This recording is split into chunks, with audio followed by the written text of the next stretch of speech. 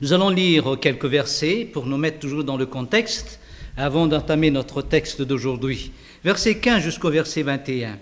Prenez donc garde de vous conduire avec circonspection, non comme des insensés, mais comme des sages. Rachetez le temps, car les jours sont mauvais. C'est pourquoi ne soyez pas inconsidérés, mais comprenez quelle est la volonté du Seigneur. Ne vous enivrez pas de vin, c'est de la débauche. Soyez au contraire remplis de l'esprit. Entretenez-vous entre vous, et par des psaumes, et par des hymnes, et par des cantiques spirituels, chantez et célébrez de tout votre cœur les louanges du Seigneur. Rendez continuellement grâce pour toutes choses à Dieu le Père, au nom de notre Seigneur Jésus-Christ, vous soumettant les uns aux autres dans la crainte du Christ. Vous avez remarqué quelques rectifications par-ci par-là. Nous avons opté une autre traduction du verset 19, en tout cas, vous l'avez remarqué. Nous avons dit « Entretenez-vous entre vous » et par des psaumes, et par des hymnes, et par des cantiques spirituels, chantez et célébrez de tout votre cœur les louanges du Seigneur. C'est la bonne traduction en tout cas, car nous ne pouvons pas nous entretenir par des chants, ni par des psaumes, mais nous pouvons nous entretenir par des paroles. Et maintenant, nous allons nous entretenir par la parole de Dieu. Nous allons nous mettre autour de cette parole de Dieu, nous exhorter.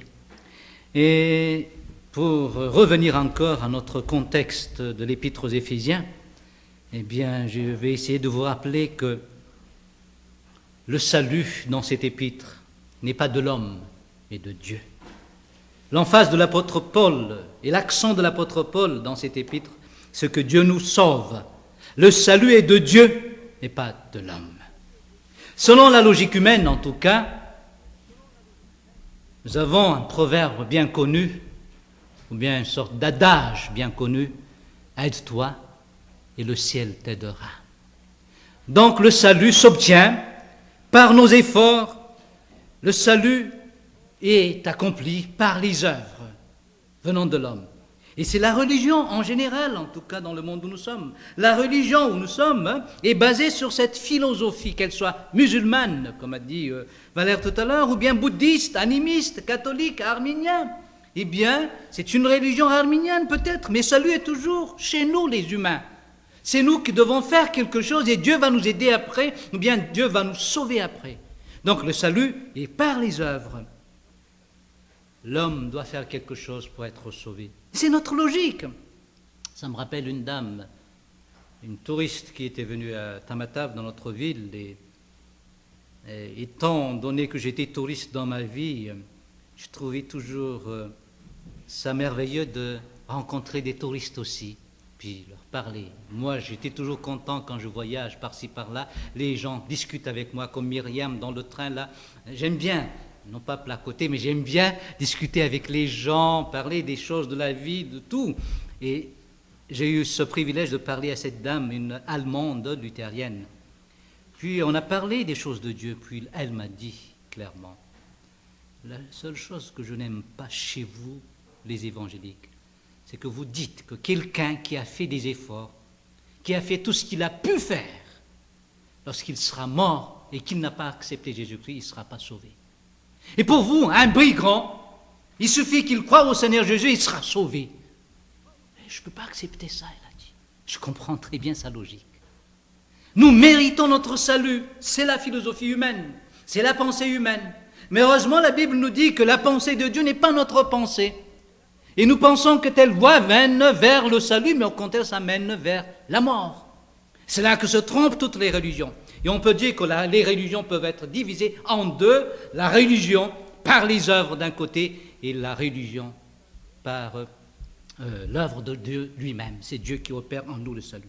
Et c'est pour cela que dans les premiers chapitres, l'apôtre Paul essaie de rappeler à ces chrétiens comment Dieu les a sauvés. C'est Dieu qui a fait tout. On ne voit pas l'acte de l'homme dans le premier chapitre, mais plutôt l'acte de Dieu trinitaire. Dieu le Père a préparé tout, Dieu le Fils a accompli ce plan qui a été préparé, et Dieu le Saint-Esprit a appliqué ce salut dans notre vie. Donc c'est lui qui a opéré, qui a travaillé, qui a préparé, qui a appliqué tout dans notre vie. Et si nous sommes sauvés, rien ne vient de nous. Et notre salut n'est pas du tout méritoire dans le sens que nous avons fait quelque chose et nous méritons le salut. Dieu n'aime pas le pot de vin. Comprenez ce que je l'ai dit par là. Nous essayons de donner un peu d'exercice spirituel à Dieu J'étais à l'église pendant 10 ans là, Seigneur, 10 ans de vie d'église. Oh, quand même, ça veut dire 10% de salut au moins. J'ai donné mes dîmes à chaque dimanche, ça veut dire à chaque fin de semaine ou bien à chaque fin de mois, je donnais mes dîmes, donc ça fait déjà 10%. J'ajouterai encore autre chose et ça va faire 100% à la fin. On essaie de calculer avec le Seigneur, on a toujours cet esprit mercantile avec le Seigneur lui-même. Je vais donner quelque chose pour qu'il me sauve, pour qu'il me fasse ceci. Non, le salut est de Dieu. Et ce que l'apôtre Paul essaie de démontrer dans cet épître, si vous êtes sauvés, c'est parce que Dieu a fait tout cela. Et il donne une autre explication dans le chapitre 2, en disant pourquoi Dieu doit nous sauver. Et dans le chapitre 2, il est très clair que l'homme est incapable de se sauver. Que nous dit l'apôtre Paul dans ce chapitre? Vous étiez morts par vos offenses et par vos péchés. Un homme mort ne peut pas se sauver, il ne peut rien faire pour retrouver la vie. Il est incapable. Je ne dirais même pas qu'il est dépravé, même si c'est théologiquement par là, c'est vrai. Il est dépravé, mais il est mort, c'est pire encore. Et s'il tombe dans la dépravation, dans la décomposition spirituelle, dans la putréfaction spirituelle, vous excusez les termes, mais c'est la corruption que je suis en train de parler là, spirituelle, c'est parce qu'il est mort. Et un homme mort ne va jamais vers la régénération de ses cellules. Au contraire, tout se détériore, tout se décompose. Et vous allez sentir après, ça me rappelle un peu, vous m'excusez, Jonathan avec son petit problème de jambe là, c'était seulement la peau qui était allergique aux médicaments. Mais ça a détruit la peau, et ça sentait mauvais. Rien que la peau. Mais notre corps est décomposé lorsque nous sommes morts. Spirituellement, c'est exactement la même chose. Pourquoi vous êtes dépravé? Pourquoi le monde est dépravé maintenant? C'est parce qu'il est mort. Et il est incapable de se sauver, donc le salut ne vient pas de lui. Le salut vient de Dieu. Et l'apôtre Paul est très clair en disant que « Mais Dieu qui est riche en miséricorde, à cause du grand amour dont il nous a aimés, nous qui étions morts par nos offenses, nous a rendus à la vie avec Christ. » Et c'est en Christ qu'on peut avoir ce salut. Et c'est dans ce contexte qu'il dit que c'est par la foi que nous sommes sauvés, car tout est grâce. La foi, c'est seulement l'acte de réception. Ce n'est pas une œuvre. Mais même cet acte de réception, nous ne sommes même pas capables de le faire. Et c'est le problème du monde où nous sommes. À partir d'Ève, on a un problème de crédulité. On n'a pas la force de croire, d'obéir à ce que Dieu dit, de croire à ce que Dieu dit. À cause de notre état de pécheur en tout cas. Et c'est le problème du monde où nous sommes. Mais Dieu nous aide et nous sommes arrivés à accepter ce salut pour nous. Il nous a ouvert les yeux, nous avons trouvé le salut, alors nous avons accepté ce salut. C'est par la foi que nous sommes sauvés.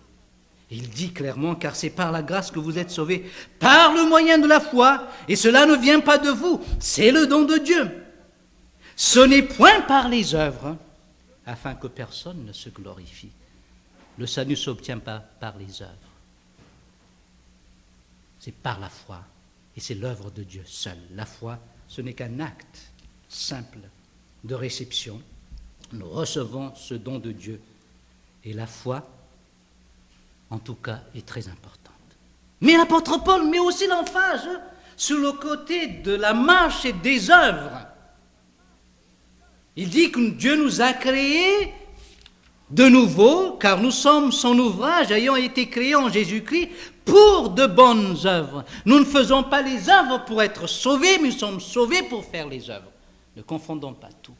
On peut intervertir tout cela, le salut par les œuvres ou bien les œuvres du salut. C'est un inverse comment on appelle ça, de génitif, comme on dit, le salut des œuvres ou bien les œuvres du salut. Mais nous croyons aux œuvres du salut. Nous avons la foi et nous avons aussi les œuvres qui vont avec notre foi. Et je tiens à vous dire, comme l'a dit Jacques, c'est qu'une foi sans œuvre, c'est une foi morte. C'est-à-dire que ce n'est pas une foi. La foi n'est pas une foi sans les œuvres. Et il faut dire que la foi, certes, est d'abord subjective, c'est-à-dire que c'est intérieur en nous, nous croyons en Dieu intérieurement. Mais elle est aussi visible extérieurement, par nos œuvres. Si je vous dis que dans une minute, le plafond va tomber. Et vous croyez à ce que je dis. Dans une minute, le plafond va tomber. Est-ce que vous allez dire, regardez le plafond, est-ce que ça va tomber? Et vous croyez, vous dites, telle action démontre que vous ne croyez pas ce que moi je dis. Mais votre foi à ce que moi j'ai dit est visible aussi. Quelle sera cette œuvre qui va démontrer votre foi? Au moins, un enfant va faire mettre peut-être ses mains sur la tête, mais si on est comme M. Bernier, on sortira. On va courir, on va sortir. Donc c'est un acte, une œuvre qui démontre qu'on a une foi. Et Abraham est un exemple clair là-dessus, que Dieu a considéré Abraham comme un homme de la foi. Il a cru. Pourquoi? Parce qu'il a accepté d'avancer. Aller là, dans un lieu où il n'a jamais eu l'occasion de mettre ses pieds. Il ne sait même pas où se trouve ce lieu, mais Dieu a dit, venez, je vais t'amener dans un lieu qui t'appartiendra. Et bien, il a eu cette foi, et il a avancé. Et c'est ce que nous devons faire, en tout cas, nous devons croire, mais notre foi doit amener cet acte. Le salut ne s'obtient pas par la foi et les œuvres. Le salut s'obtient par la foi, mais la foi sans les œuvres n'est pas une foi. Vous comprenez tout cela? Le salut n'est jamais méritoire. Nous ne méritons pas le salut parce que c'est nous qui avons craché au visage de notre Seigneur. C'est nous qui l'avons offensé. Mais lui, dans son amour, il est riche dans son amour. Il nous a sauvés à travers son Fils. Et dans le chapitre 4, après, nous avons maintenant cette œuvre que nous devons accomplir dans la vie. Voici ce qu'il nous dit l'apôtre Paul, au chapitre 4, verset 1. Je vous exhorte donc, j'ai eu l'occasion de vous expliquer ce qu'est le salut, pourquoi Dieu vous a sauvés, comment il vous a sauvés. Maintenant, vous comprenez ce que vous avez cru. Alors, je vous exhorte donc maintenant, moi, le prisonnier dans le Seigneur, à œuvrer. J'utilise ce terme. Mais ici, c'est à marcher, à vivre la vie chrétienne d'une manière digne de la vocation qui vous a été adressée. On nous a adressé une vocation lorsqu'il nous a sauvés. Il nous a sauvés pourquoi? Pour des bonnes œuvres. Donc nous devons marcher dans les bonnes œuvres. Vous voyez? C'est ce qu'il nous dit dans Éphésiens chapitre 2. Verset 10, car nous sommes son ouvrage, ayant été créés en Jésus-Christ pour de bonnes œuvres, que Dieu a préparées d'avance afin que nous les pratiquions, ou bien afin que nous marchions dans ces œuvres. Si vous voulez utiliser ce terme, marcher. Donc, là, à partir du chapitre 4, l'apôtre Paul va mettre l'emphase sur les œuvres fruits de la foi. Vous avez cru, il faut qu'il y ait des œuvres. Mais il faut que vous compreniez aussi ce que vous croyez. Il a expliqué tout cela, mais il faut que vous compreniez ce que vous devez faire dans votre vie. Alors, il explique notre marche. Il a donné 3 types de marches dans la vie chrétienne. C'est toujours en rapport avec Dieu qui nous sauve. Si Dieu le Père nous a sauvés, qui est ce Dieu? Eh bien, il est amour.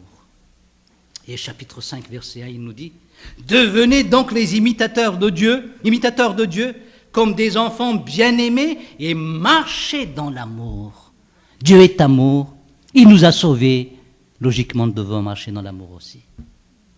Vous comprenez la logique de l'apôtre Paul? Quel Dieu? Quel est le Dieu que vous avez accepté? Qu'est-ce que vous avez comme Dieu? Ça me rappelle ce que disait mon frère, il paraît qu'il a dit ça dans sa prédication quand il a enseigné les responsables dans notre église, dans nos églises, ces derniers temps, au mois de juillet, il a dit, et votre Dieu est un Dieu qu'on peut mettre seulement dans une canne, très limité. Lorsque c'est vide, il n'y a plus de Dieu. C'est une image, mais Dieu, il est amour, et on peut dire que c'est à l'infini cet amour. Et s'il nous a sauvés, c'est comme un aimant. Ça va nous toucher aussi cet amour. Je ne sais pas si vous avez fait cette expérience, mais Martin, tu peux le faire avec Samuel en tout cas. Eh bien, il est là Samuel. Oui, vous connaissez l'aimant. Et vous mettez un clou avec un aimant, et ça va coller.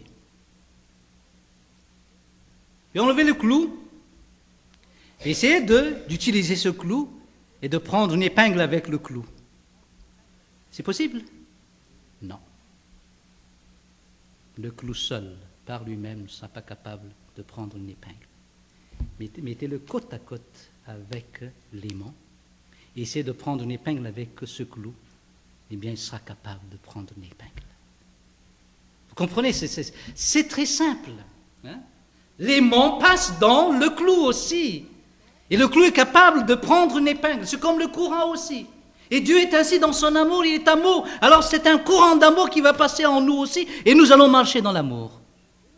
Voilà la marche chrétienne. Celui qui croit à ce Dieu qui est amour deviendra aussi une personne capable d'aimer. Vous savez très bien le passage dans Jean. Qu'est-ce qu'il nous est dit dans 1 Jean? Il nous a aimés en premier. C'est pour cela que nous pouvons aimer aussi. Nous l'aimons parce qu'il nous a aimés le premier. Mais la marche chrétienne, nous l'avons vu, mais nous essayons de mettre seulement ça dans notre contexte de pensée. Au verset 8, autrefois vous étiez ténèbres, mais maintenant vous êtes lumière dans le Seigneur. Marchez comme des enfants de lumière. C'est ce qu'on a lu ce matin, non, Valère? Tu l'as lu, un passage qui parlait de Dieu comme lumière, tout ça? 1 Jean, voilà exactement. Voilà. Eh bien, le Seigneur qui nous a sauvés est lumière. Et que vous êtes dans la lumière et vous restez toujours ténèbres. C'est faux ça, chers amis. Vous êtes en train de mentir. Donc, si le Christ nous a sauvés, il est lumière, nous allons marcher comme des enfants de quoi aussi après? De lumière. Pensez à une personne qui a une lampe. Il est vraiment dans les ténèbres, dans le noir, mais il a une lampe de poche. Mais il ne sait pas où est la route, où est le chemin, il se trompe, il se cogne partout. Pourquoi? Pourtant, il a une lampe. C'est parce qu'il a les yeux fermés. Mais si nous sommes vraiment dans la lumière, nous avons les yeux ouverts et nous sommes capables de voir aussi et d'agir comme des enfants de lumière. Voilà l'œuvre de Jésus-Christ. C'est ce que nous avons cru. Il va nous transformer aussi comme des enfants de lumière. Nous devons marcher selon cette vocation. Enfants de lumière. Troisième chose, verset 15.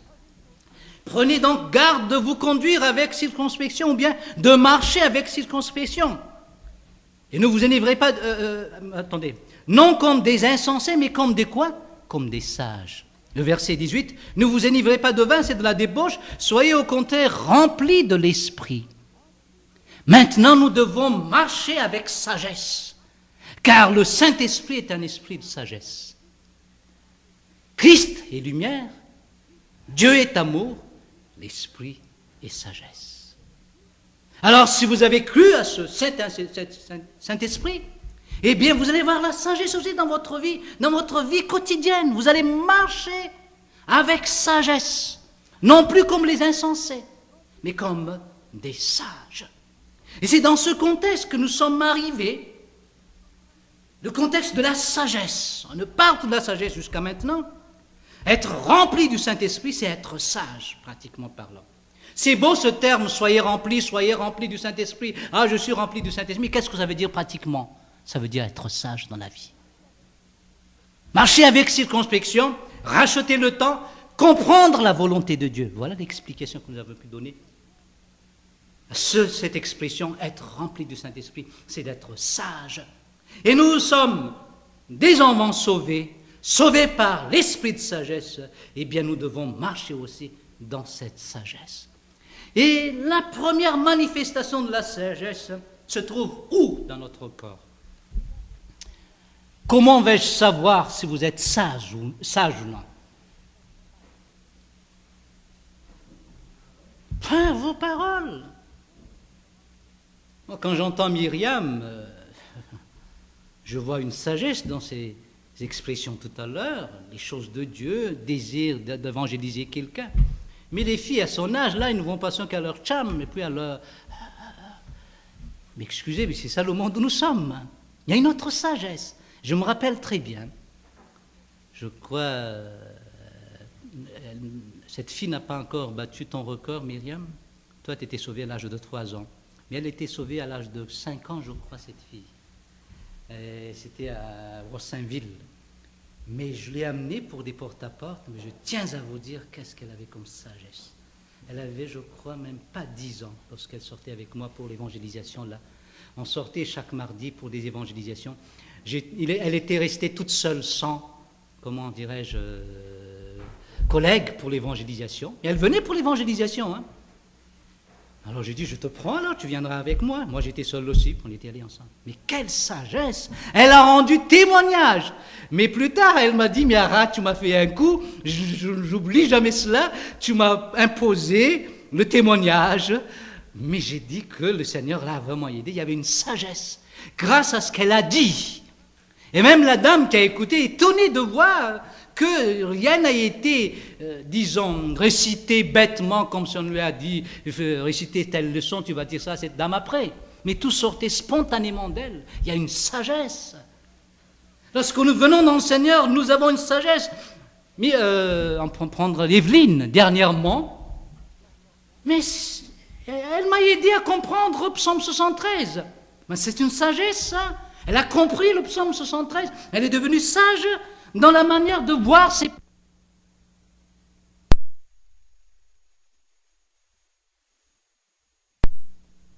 Cette sagesse, c'est dans nos conversations qu'on le saura. Eh bien, je vous invite à suivre l'exemple de Myriam. Je suis sûr que vous le faites déjà. Partout où vous irez, faites des disciples. C'est la traduction littérale du passage de Matthieu. Quel chapitre il est Quel chapitre? Matthieu 28, versets 19 et 20. En allant, faites des disciples. En faisant ce que vous faites, faites des disciples. Vous êtes en train de voyager là, dans le bus, faites des disciples. Vous êtes en train de travailler avec votre collègue, faites des disciples. Vous êtes en train de nager dans la piscine avec vos amis, faites des disciples. Vous êtes en train de se faire couper les cheveux, faites des disciples. Voilà un homme sage, une femme sage en tout cas. Utiliser sa parole pour édifier et pour sauver d'autres aussi. Mais revenons à notre passage qui va nous démontrer que nous sommes sages aussi. Verset 21. Être rempli du Saint-Esprit, avoir la sagesse, c'est savoir se soumettre les uns les autres. Voilà un signe très important. Il nous dit, vous soumettant les uns aux autres dans la crainte du Christ.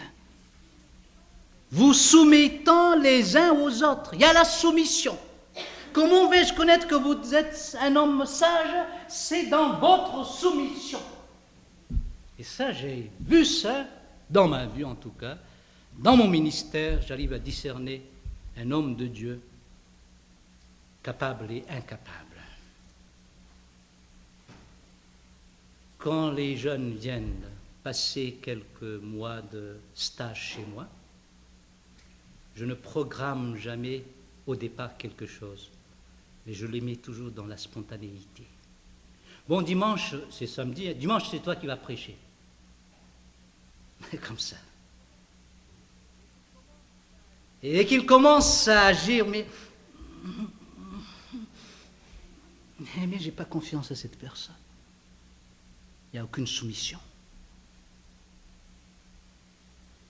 J'ai connu pas mal de jeunes qui sont venus dans mon église, je crois 90%. Ils étaient tous soumis. Et ça, c'était des bons signes. Et quand on voit ces jeunes à l'œuvre, on n'est plus étonné s'ils sont bénis dans leur ministère. Il faut savoir se soumettre d'abord avant d'être un leader. Un leader, c'est quelqu'un qui a su se soumettre d'abord. Il y a un investissement à faire dans la vie, c'est la soumission d'abord. Et si on n'a pas appris à se soumettre dans l'enfance, on ne sera pas un leader. On sera toujours un leader de ceux qui vont faire la grève. Ça, c'est vrai. Président des gens qui vont faire la grève. D'accord. Seulement inciter les gens à faire la grève, à faire ceci, à rouspéter. On est capable d'amener les gens à être contre toujours, mais jamais être soumis. Mais la soumission est la chose la plus importante, une des choses les plus importantes dans la Bible, dans la vie chrétienne. Et c'est la chose que l'homme n'a pas pu faire dans sa vie, qui est la cause de sa perte. Quel est le premier péché sur la terre, si vous le savez? Non? L'insoumission. Ne mangez pas. Non, je vais manger. Moi, j'aime bien les enfants, mais on apprend des choses avec les enfants. C'est plus amplifié chez nous, mais on le voit un peu chez eux, encore à leur bas âge là, mais c'est très amplifié chez nous. J'ai choisi toujours de travailler parmi les petits quand j'étais dans des colonies de vacances. Lors de mon stage de moniteur de colonies de vacances, moi j'ai choisi les petits, où on devait changer les couches encore. Mais ça, dans une colonie de vacances, j'étais là. Et à Jarvis Street, j'ai demandé d'être dans une classe des beginners, dans le but d'apprendre, de connaître ses enfants. Un pasteur doit connaître les bébés et aussi les vieilles, et les vieux, et les jeunes. Mais on apprend des choses avec ces enfants-là. Ils essaient de monter sur la table.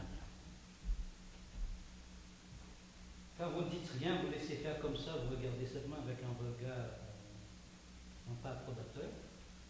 Tôt ou tard, il va cliquer dessus. Voilà. Mais allez lui dire, ne monte pas dessus. Descends s'il te plaît. Je te dis, descends. Il va descendre. Reviens. Mais descends, je te dis. Reviendra. Descendra même, il va revenir. Vous qui essayez de s'occuper de ces enfants-là, vous l'avez remarqué. Il y a une forme d'insoumission. Déjà, chez les enfants. Mais nous, les adultes, c'est pire encore. On ne va pas relater ici notre façon de ne pas être soumis.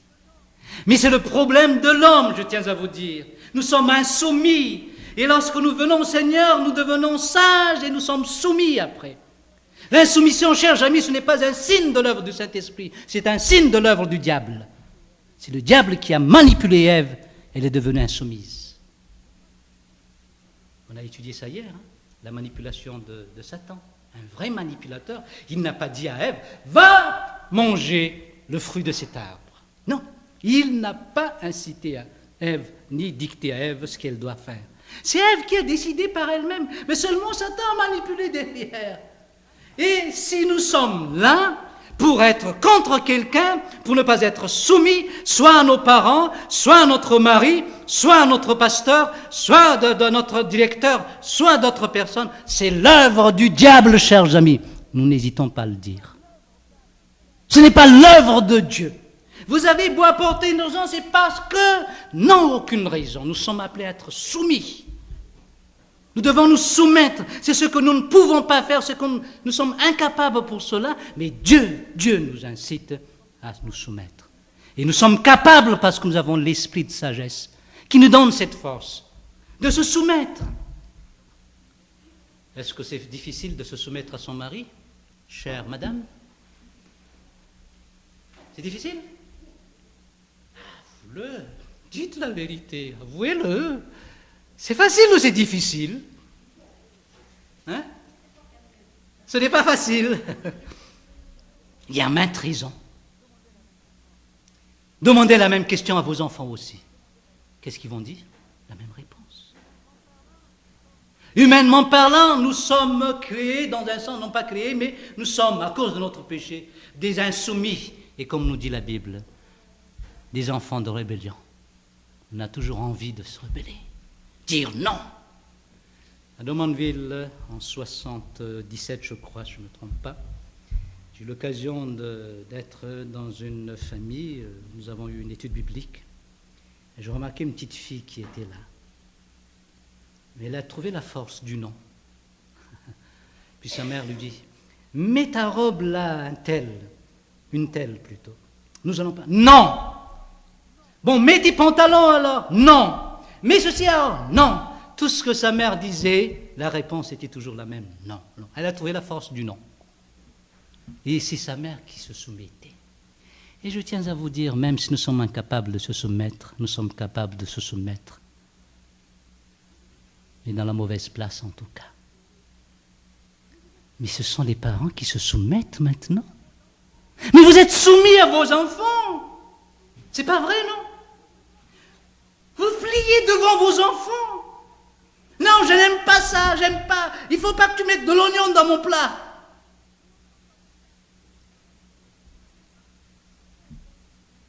Et qu'est-ce qu'elle dit, la mère? Bon, je vais enlever les oignons, d'accord. Elle obéit. Bon, la prochaine fois, je ne vais plus en mettre. Elle obéit. Il faut de l'obéissance de la vie, chers amis. Mais qui est-ce qui va obéir? Qui est-ce qui doit obéir? Est-ce que M. Dion va obéir à Daniel? À Christian? Non, c'est l'inverse, chers amis. Soyons quand même logiques, il faut qu'on ait un bon sens dans la vie quand même. Alors il faut savoir obéir, mais c'est là que Satan travaille, il va nous dire que ce n'est jamais bon cette soumission. Elle n'est jamais bonne cette soumission.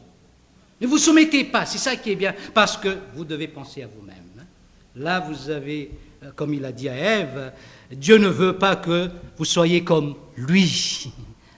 Et lui, il a une prérogative à lui seul, et vous ne pouvez pas toucher à ça. Et ce qu'on voit, lui, il a ça et moi, j'ai pas ça. Non, pourquoi c'est lui qui va me dicter ça, mais pas moi?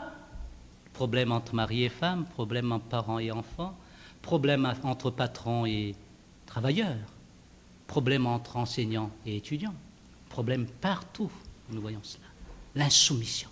Et je tiens à vous dire que c'est prédit dans la Bible, tout ça. Si vous regardez dans Thessaloniciens, là, il est dit que le mystère de l'iniquité est déjà là, et ça va encore progresser. Mais qu'est-ce que ça veut dire, mystère de l'iniquité? Mystère de l'anomia. Et anomia en grec veut dire sans loi, c'est-à-dire être anti-loi. C'est la crise d'autorité. On ne veut plus se soumettre.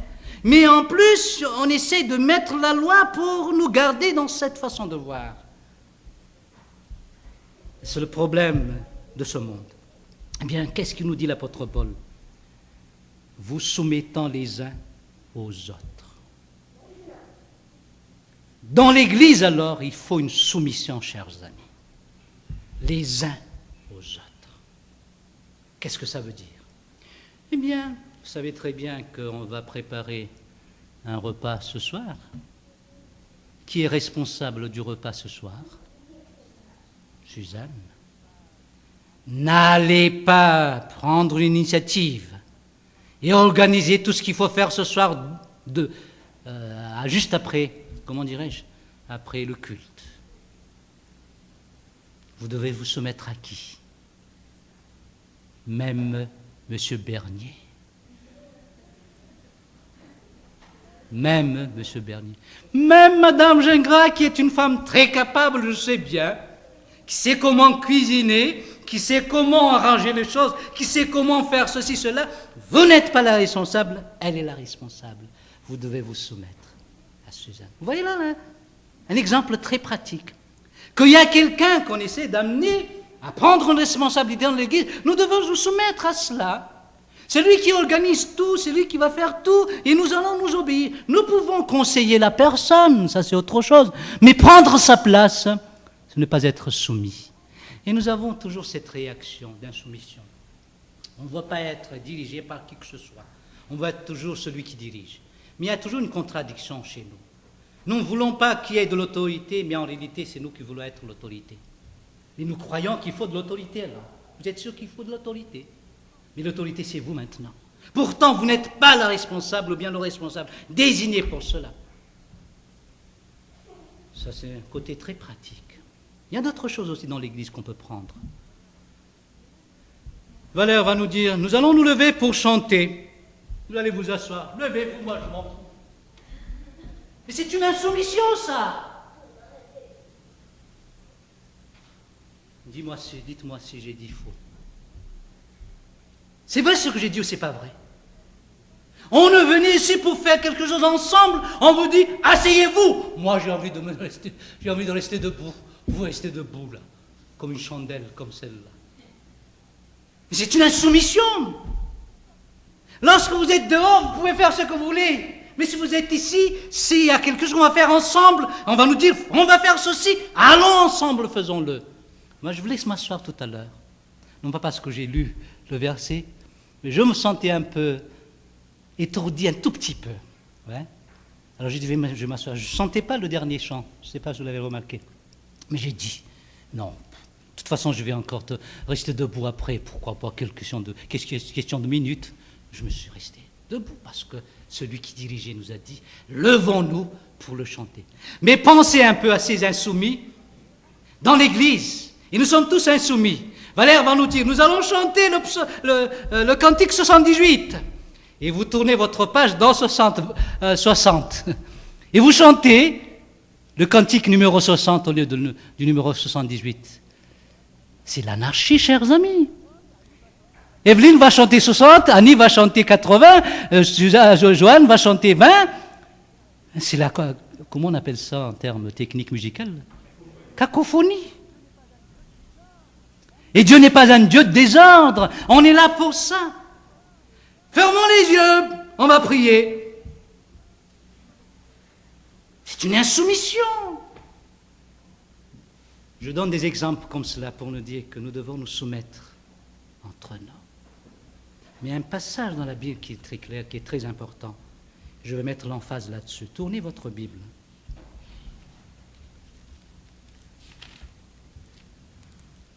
Dans Hébreux chapitre 13. Et ça, on n'ose pas étudier ni approfondir ce passage, on ne fait que passer, comme si ce passage n'existe pas dans la Bible. Hébreux chapitre 13, verset 7. Et verset 17 surtout. On va lire seulement le verset 17. Lisons-le. Allez-y, s'il vous plaît, merci.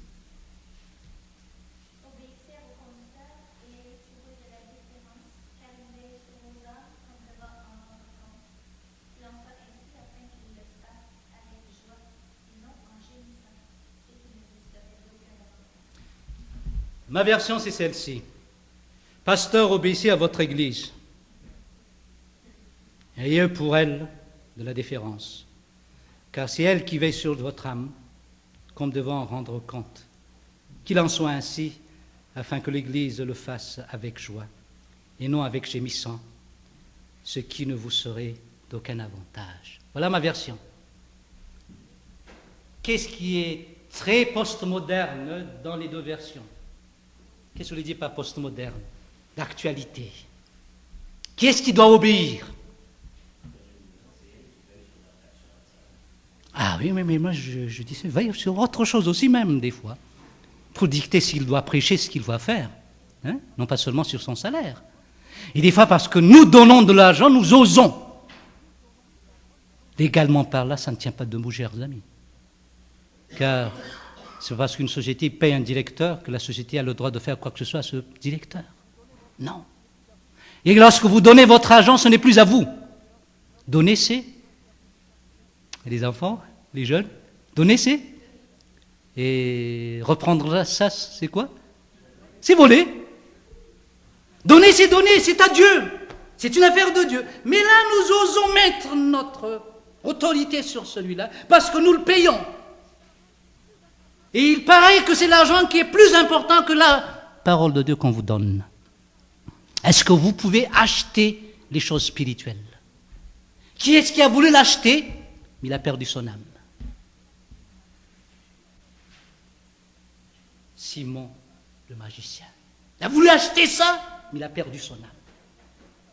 Les choses spirituelles, chers amis, ne peuvent pas s'acheter. On ne peut pas les acheter. C'est inachetable si ce terme existe. On ne peut pas l'acheter.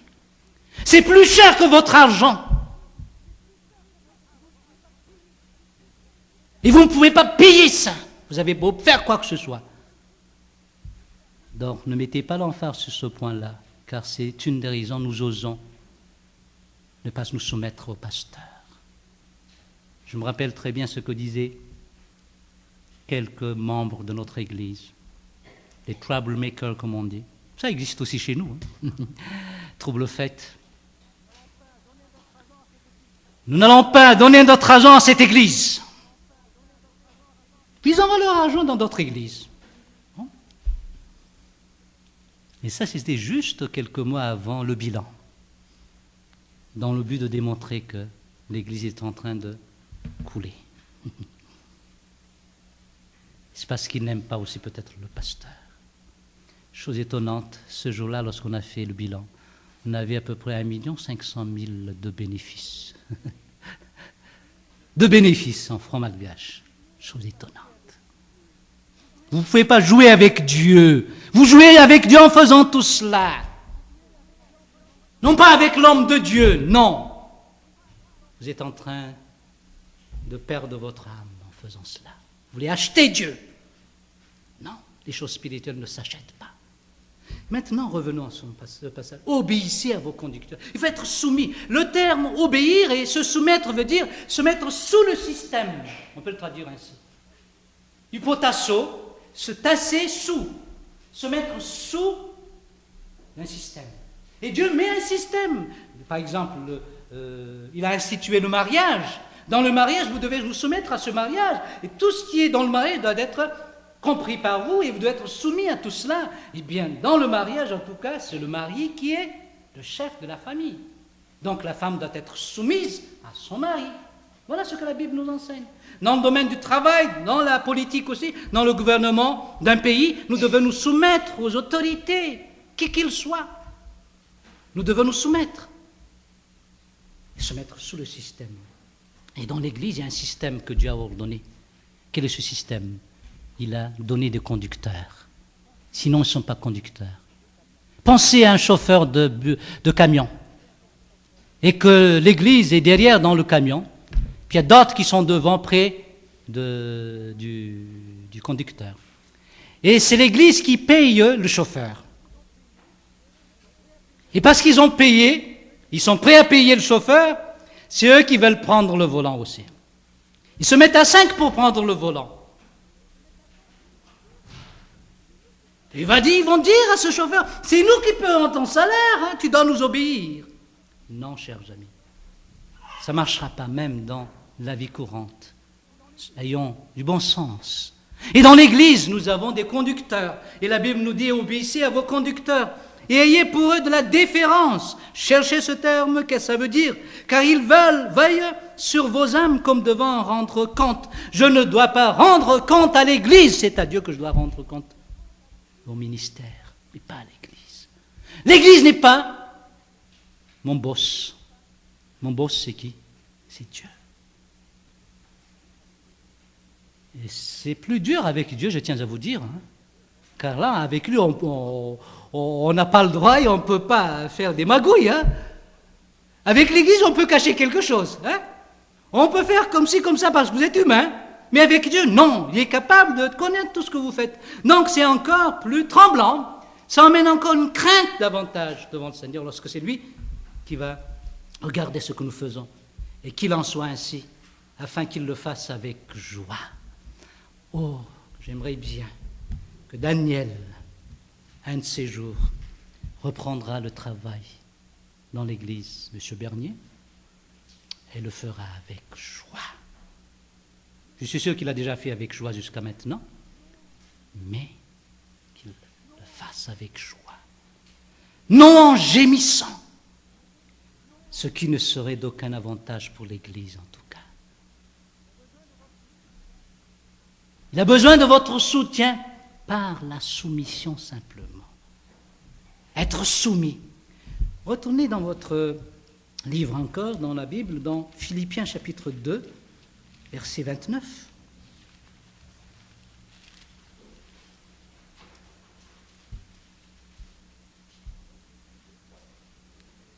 Recevez-le donc dans le Seigneur avec une joie entière et honorez de tel homme. C'est un serviteur de Dieu qui vient.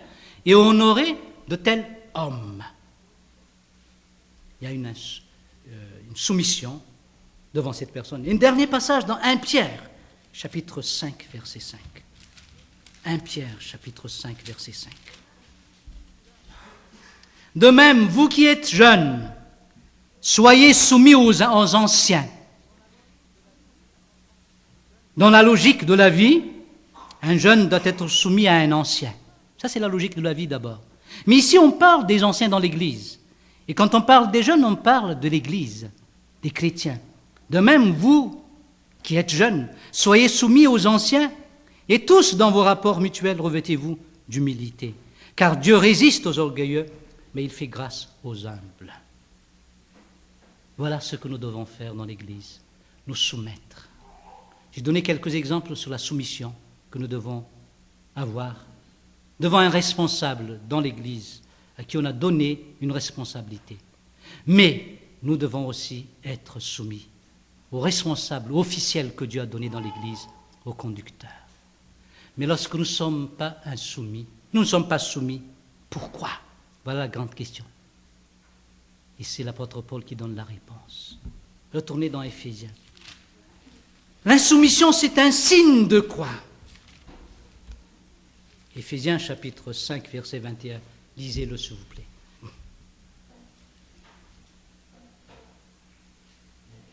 « 21. Vous soumettant les uns aux autres dans la crainte du Christ.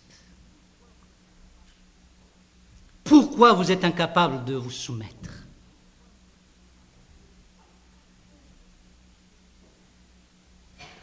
C'est parce qu'il n'y a aucune crainte du Christ chez vous. C'est plutôt le manque de respect au Christ. Et toute soumission est toujours liée au Christ. Femmes, soumettez-vous à votre mari comme au Seigneur. Voyez?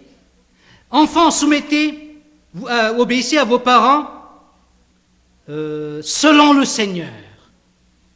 Serviteurs, obéissez à vos maîtres selon la chair, avec crainte et tremblement dans la simplicité de votre cœur, comme à Christ, toujours lié. Donc toute forme d'insoumission est un rejet de Dieu lui-même.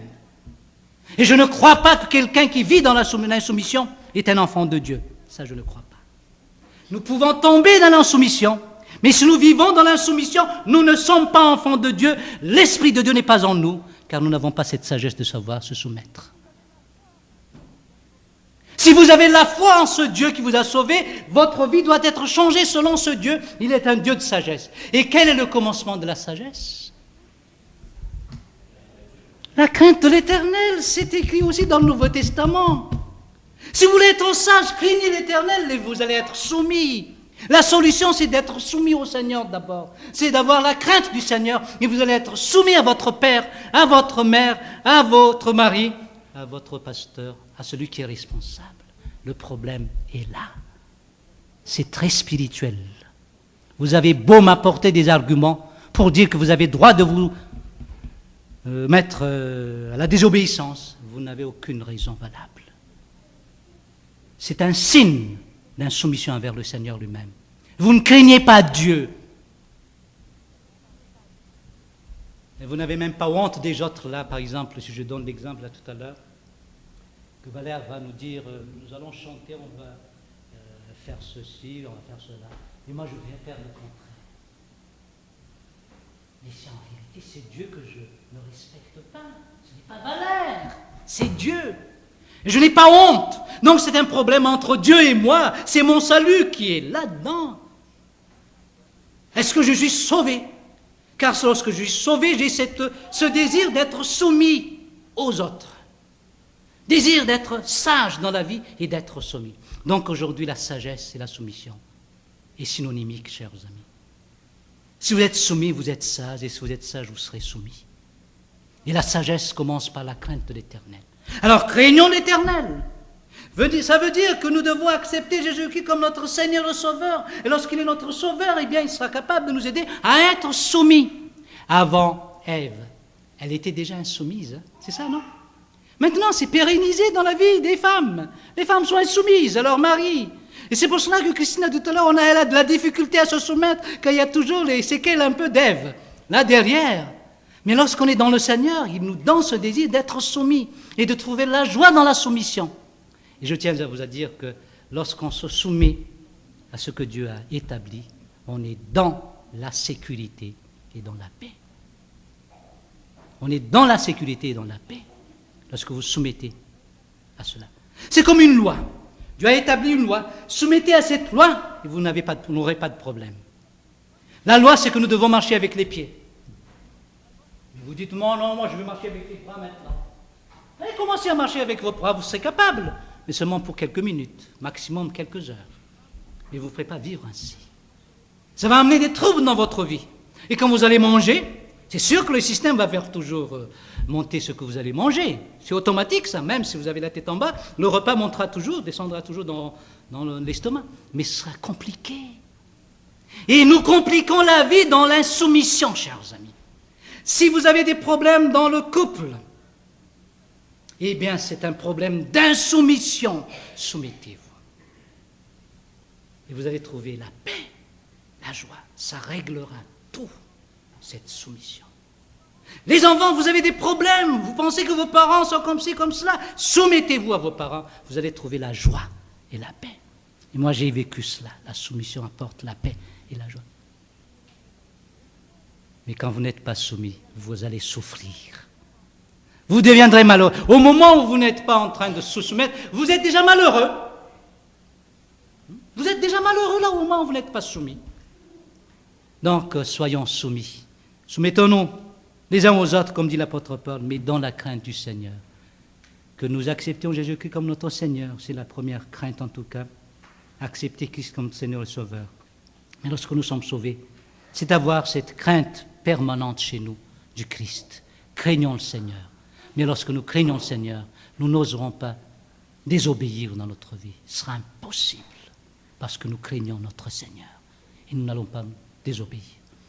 Dernière chose, en ce qui concerne les problèmes de l'Église, un des grands facteurs des problèmes dans une Église, c'est l'insoumission. Un des grands facteurs, j'ai dit, des problèmes dans une Église, c'est l'insoumission. Il y a différentes formes d'insoumission, mais soyons soumis les uns envers les autres, chers amis. C'est ce que la Bible nous dit, et c'est ce qui va nous rendre heureux dans notre vie, et ça qui va aider aussi notre Église à l'édification. Et si vous n'avez pas encore accepté Jésus-Christ comme votre Seigneur Sauveur, on vous a expliqué déjà au départ comment Dieu nous sauve. C'est par la foi, non pas par les œuvres. Mais lorsque vous êtes sauvés, eh bien vous serez capable d'accomplir ces œuvres. Être sage aussi dans votre vie. Nous ne sommes plus étonnés de voir les gens qui sont sauvés, transformés, devenir sages dans leur vie, parce qu'ils ont eu cette occasion de craindre ce Christ qui est venu pour les sauver. Amen.